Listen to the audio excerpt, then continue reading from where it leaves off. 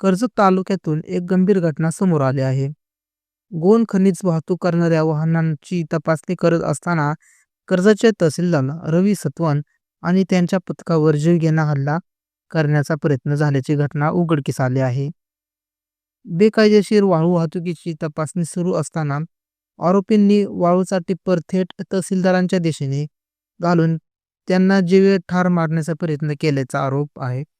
या घटनेदरम्यान शासकीय वाहनांना अडथळा आणून सरकारी कामात व्यत्यय निर्माण करण्यात आला.